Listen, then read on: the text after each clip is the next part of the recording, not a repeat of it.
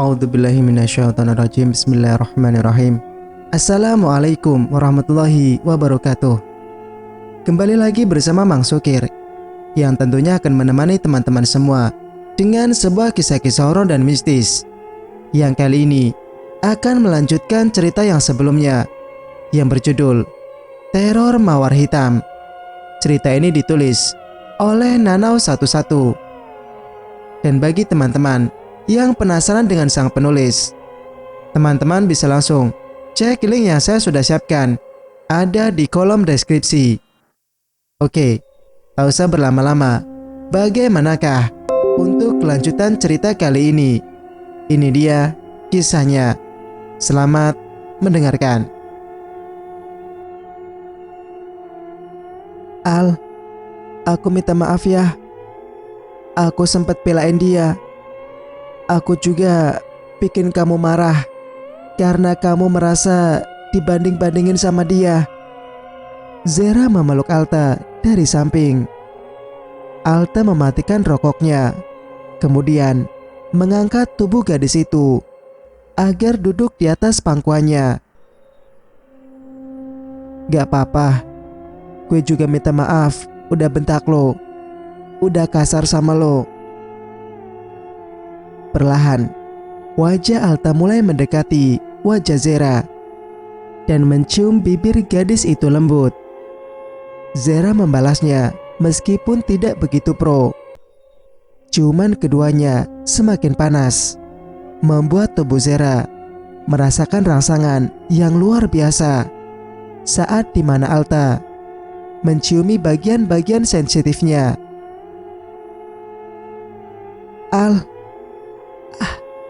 Zera tak tahan saat Alta menghisap kuat lehernya hingga menimbulkan bekas kemerahan. Tak hanya pada satu bagian saja, ia juga memberikan tanda bagian lain. Al, itu jangan. Alta malah semakin tertantang. Ia memberikan tanda merah di bagian dada Zera yang sudah ia lepas bagian luarnya, hingga gadis itu hanya memakai bra saja. Kegiatan keduanya terus berlanjut sampai di mana Zera mendapatkan pelepasan pertamanya dan Alta memilih meneruskan hasratnya sendirian di kamar mandi. Ia tak berani mengambil keperawanan gadis itu karena satu hal yang mengganjal dalam dirinya, lalu menyebabkan kata terlarang.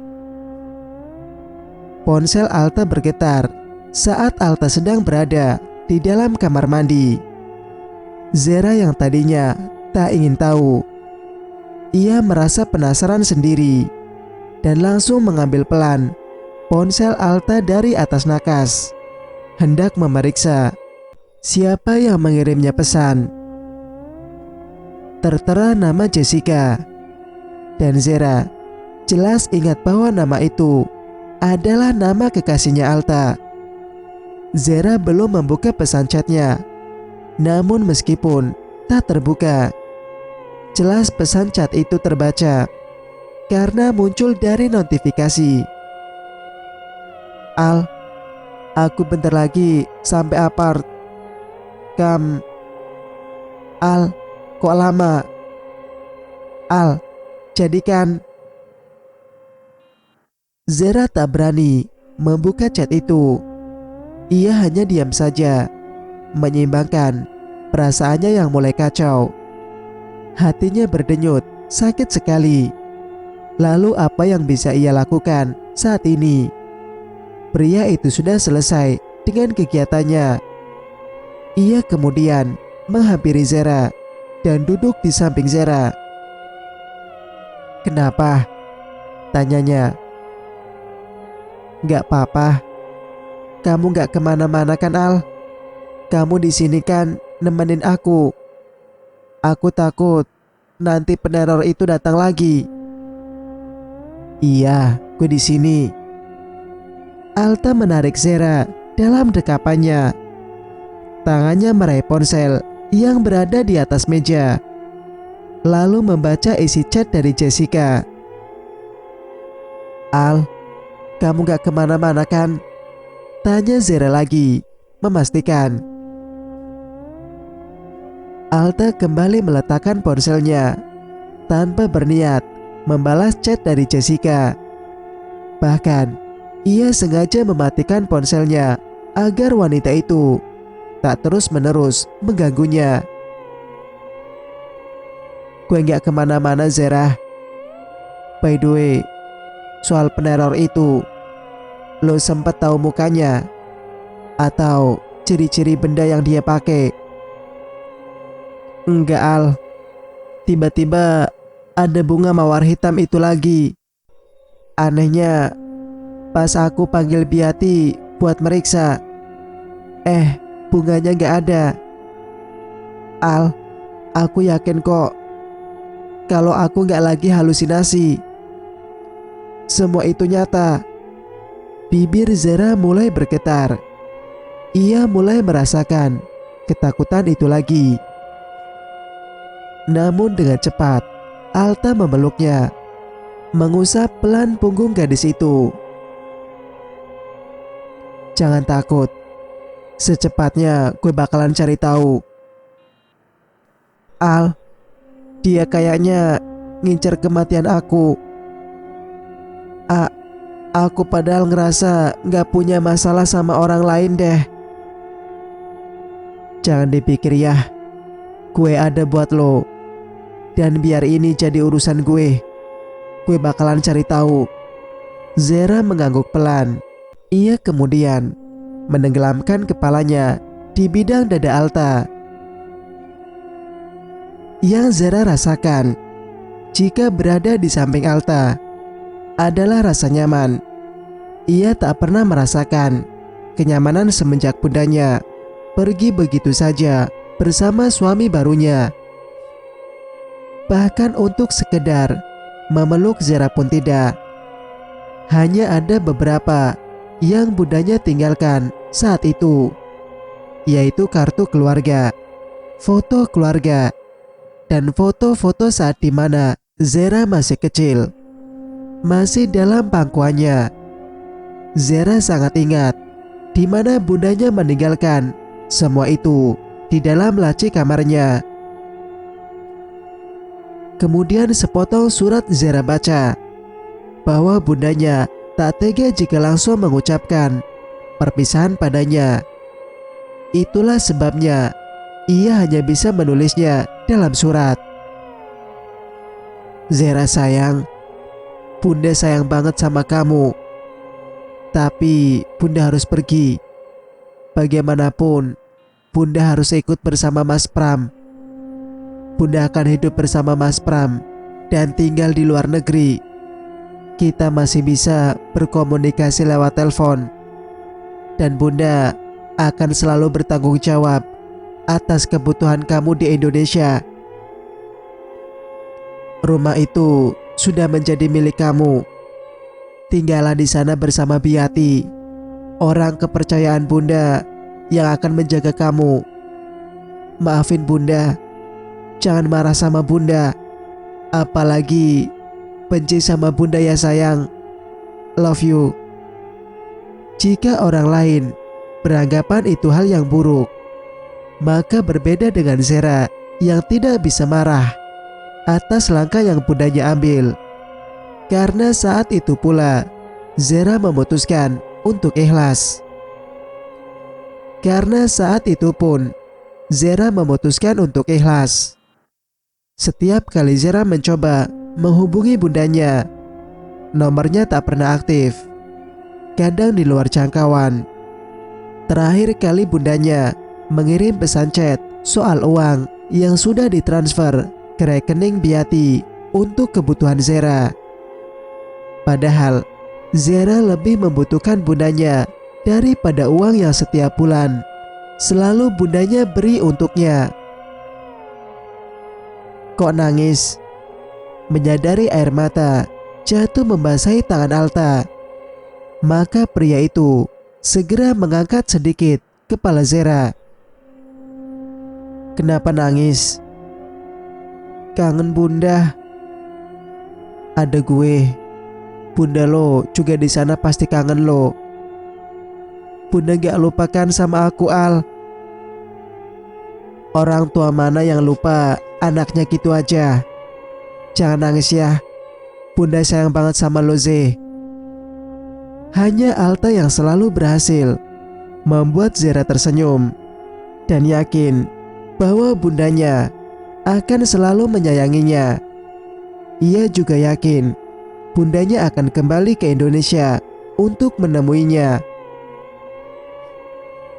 Singkat cerita, tengah malamnya Zera terbangun. Ia tak mendapati Alta di sampingnya. Sementara suara petir terdengar mengerikan di luar sana. Hujan turun deras. Lalu Alta di mana? Mengapa tidak ada di samping Zera? Padahal pria itu sudah berjanji tidak akan meninggalkannya sendirian. Tapi di hari ini juga ia mengingkarinya. Kenapa kamu bohong, Al? Bulir air mata keluar dari sudut mata Zera. Gadis itu terlalu mudah menangis jika menyangkut Alta. Zera mengambil jaket, kemudian ia keluar dari kamar. Niatnya, ia akan pergi mencari Alta. Entahlah, hatinya berkata seperti itu. Untung saja Biati sudah tidur. Jadi Zera bisa keluar rumah dengan leluasa. Ia memakai payung untuk menghindari rintikan hujan itu, yang meskipun mungkin tetap saja tubuhnya terkena percikan air hujan. Loh, Non Zera mau kemana? Tanya Pak Tono khawatir. Mau beli pulsa. Iya, Zera mau beli pulsa dulu ke depan, Pak. Ini udah jam 1 malam, Non. Emang konter depan masih buka? Hujan pula. Mending Non balik lagi ke dalam. Masih buka, Pak. 24 jam. Sebentar doang kok, Pak. Karena tak bisa melarang majikannya, maka Pak Tono menurut saja, membiarkan gadis itu keluar sendirian malam-malam dalam keadaan hujan deras. Zera berjalan, menelusuri jalanan. Ia mencari-cari taksi yang lewat, namun tak juga kunjung datang. Saat sedang berdiri di depan halte, ada seorang pria di seberang jalan memakai pakaian serba hitam. Tak lupa wajahnya yang ditutupi topeng mengerikan. Pria itu menatap Zera, bahkan memberikan kode dengan mengacungkan jari telunjuk yang ia gerakan pada lehernya, seolah memberi kode Zera akan mati. Zera melotot ketakutan. Tubuhnya bergetar dan semakin merasakan panas dingin. Di seberang sana, pria itu memperlihatkan bunga mawar hitam, membuat Zera semakin ketakutan. Karena merasa panik, Zera menerobos saja, berjalan di pinggiran jalan dengan nafas memburu tak karuan. Ia terus berjalan, hendak kembali ke arah rumahnya. Si peneror itu menyamai langkah Zera, meskipun jaraknya di seberang sana. Tapi Zera tetap saja ketakutan, dan terlihat jelas bahwa si peneror sengaja membuatnya takut. Aku harus berani. Zera yang sudah bertekad harus melawan rasa takutnya itu. Ia hendak menyeberang jalanan, menghampiri pria bertopeng itu. Aku akan bongkar siapa kamu, teriak Zera di seberang jalan, membuat beberapa pengendara menoleh ke arahnya. Namun detik kemudian, mereka melajukan kembali kendaraannya. Zera buru-buru menyeberang jalan. Namun karena tak berhati-hati, prak, gadis itu celaka. Pengendara mobil menabrak tubuhnya yang langsung terpental arah. Beberapa pengendara lainnya yang menjadi saksi mata gadis itu celaka langsung menghentikan kendaraannya dan membawa Zera ke rumah sakit. Pria itu membuka topengnya dan tertawa terbahak. Ia puas karena melihat gadis itu celaka. Meskipun begitu, ia tak akan membiarkan gadis itu mati secara langsung. Ia lebih suka bermain-main tanpa menimbulkan jejak kriminal. Gue harap lo masih bisa selamat sih, karena gue belum puas lihat lo menderita. Gumamnya tersenyum menyeringai. Singkat cerita, Alta dikabut rasa emosional. Ia memukul wajah orang yang membuat Zera sampai masuk ke rumah sakit. Tak peduli tempat, karena bagi Alta, siapapun yang berani menyakiti Zera, maka harus berurusan dengannya. Tidak boleh ada yang menyakiti gadis itu. Den Alta, udah Den, kasihan dia. Dia udah mau bertanggung jawab kok. Dia nungguin Zera sampai siuman. Dia yang biayain seluruh tebusan di rumah sakit. Dia juga udah minta maaf Den, teriak Piati panik. Kalau sampai Zera kenapa-napa, lu bakalan gue bunuh, ucap Alta penuh penekanan. Lantas, pria dewasa bernama Ali itu ketakutan dan terus minta maaf. Alta mengacak rambutnya frustasi. Sudah 4 jam Zera berada di ruang ICU, namun tak kunjung sadarkan diri. Alta hanya dapat melihat gadis itu terbaring di atas ranjang tempat tidur rumah sakit dalam keadaan tak berdaya.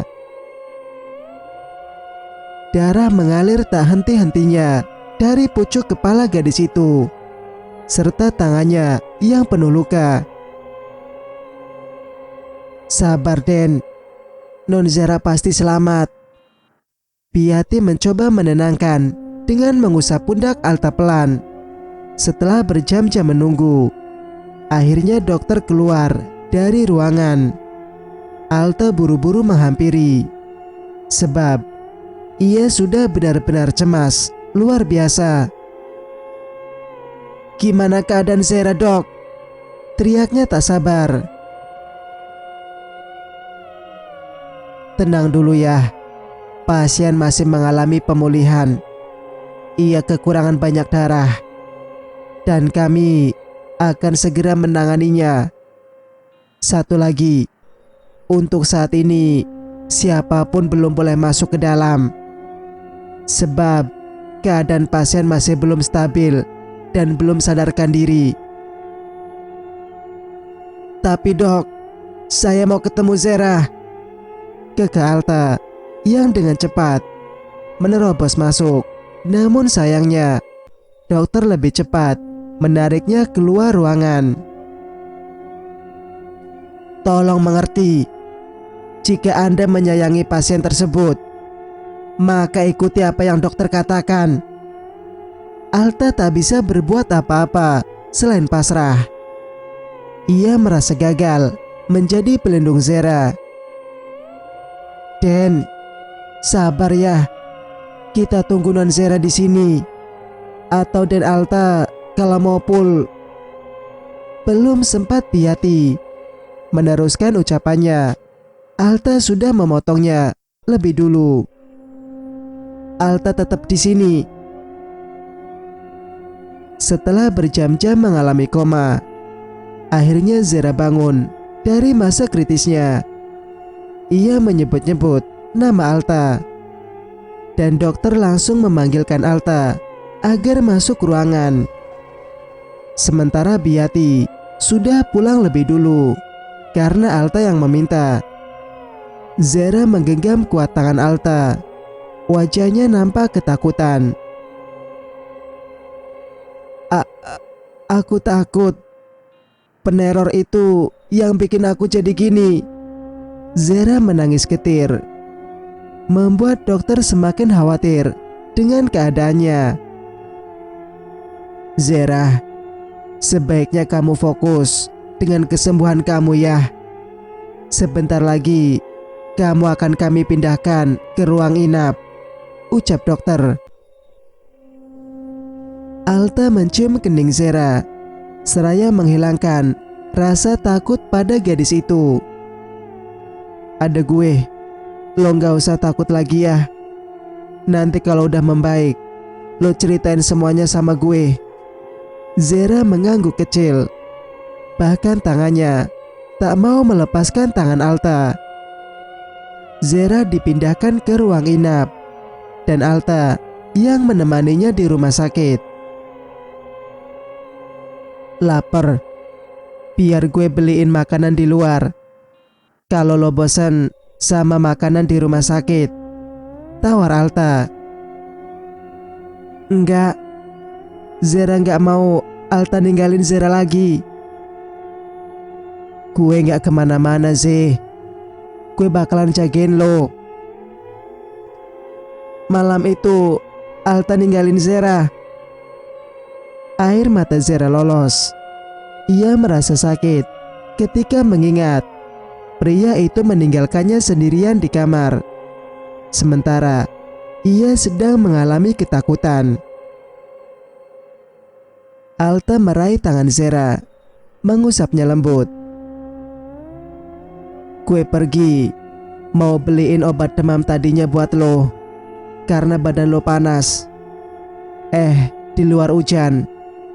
Gue bablas aja sampai apotek, dan pas gue balik, di jalanan rame, hati gue rasanya hancur pas tahu kalau korban tabrakan itu lo Ze. Jadi sebenarnya Alta pergi buat beliin Zera obat. Alta mengangguk. Maafin Zera ya. Zera pikir Alta pergi nemuin Jessica. Lo kenapa nekat keluar? Zera nggak tahu kenapa begitu takut kalau Alta pergi. Zera nggak pengen Alta ninggalin Zera. Gue nggak akan ninggalin lo. Jangan lakuin hal bodoh itu lagi Ze. Gue nggak sanggup lihat keadaan lo sekarang. Zera nggak apa-apa kok. Besok Zera udah bisa sekolah. Nih lihat, Zera udah baikan. Saat Zera hendak bangun, mengganti posisinya menjadi duduk, kepalanya masih terasa sakit. Lo tuh apa-apaan sih? Lihat, kepala lo masih diperban Zera. Gak ada sekolah-sekolah sebelum sembuh. Tapi Z, kali ini nurut sama gue. Iya Alta. Lapar nggak? Lapar, tapi Zera nggak mau ditinggalin Alta keluar. Zera maunya Alta di sini aja temenin Zera. Gimana kalau peneror itu datang lagi? Nggak akan Z. Ini kan rumah sakit. Tuh, ada CCTV-nya. Dia nggak akan berani kesini. Dan ya, gue bakalan secepatnya cari tahu siapa dia. Zera mengangguk pelan. Ia membiarkan Alta keluar ruangan untuk mencari makanan yang akan mengisi perut Zera yang kelaparan. Saat sendiri, Zera mulai merasa ketakutan lagi. Ia seperti dikentayangi oleh si peneror itu. Enggak, tolong, jangan ganggu Zera, jangan! Teriak Zera tiba-tiba. Ia seperti merasa diikuti oleh si peneror. Suster yang tak sengaja lewat di ruangan tempat Zera dirawat. Ia langsung menghampiri Zera. "Ada apa?" tanyanya khawatir. "Sus, tolong, itu dia, ada dia ganggu saya." Namun saat Zera melirik sekitaran, ia tak mendapatkan siapapun di sekitarnya. Ternyata itu hanyalah bayangannya saja. Bayangan di mana si peneror mulai memberanikan diri memperlihatkan wujudnya meskipun memakai topeng. "Saya ambilkan obat ya, biar kamu istirahat," ucap suster. Kemudian segera memberikan obat tidur pada Zera. Gadis itu menelannya. Setelah selesai menelan obat, maka suster kembali dengan aktivitasnya seperti biasa. Zera meringis frustasi. "Aku merasa kalau aku udah gila," gumamnya diiringi dengan tangis. Seorang bersembunyi di balik pintu ruangan. Ia tersenyum menyeringai, merasa puas atas keadaan yang menimpa Zera. "Lo baru merasa gila dan belum ngerasa mati, tapi kaki lo masih berpijak di bumi." Hahaha, monolognya. Cerita pun bersambung. Bagaimana menurut pendapat kalian? Jika kalian suka dengan ceritanya, jangan lupa untuk like, komen, dan subscribe channel ini agar bisa mendengarkan cerita-cerita berikutnya. Wassalamualaikum warahmatullahi wabarakatuh.